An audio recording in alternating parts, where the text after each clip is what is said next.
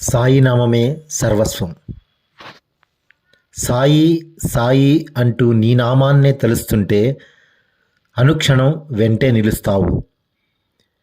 శ్రీ మహాశివుడిగా, శ్రీ మహావిష్ణువుగా, శ్రీ దత్తాత్రేయుడవై భగవంతుడి రూపాలన్నిటిలో నువ్వే దర్శనమిస్తూ అభయమిస్తుంటావు.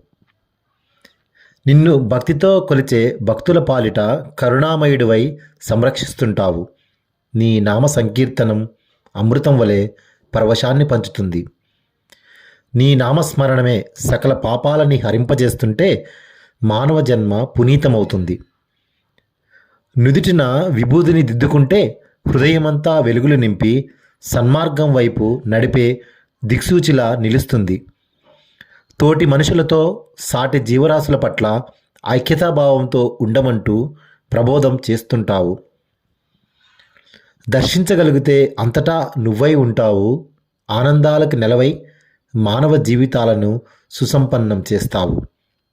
ఓం సాయి, శ్రీ సాయి, జయ జయ సాయి అంటూ నిన్నే కీర్తిస్తూ నువ్వు పిలిస్తే పలికే దైవానివని ప్రార్థిస్తున్నాను స్వామి. నా ధైర్యం, నా నమ్మకం, నా నేస్తం, నా సమస్తం నువ్వేనని సాయినామమే సర్వస్వమని ప్రకటిస్తూ నీ ఎదర ప్రణమిల్లుతున్నాను స్వామి. రచన గొర్రెపాటి శ్రీను, హైదరాబాద్.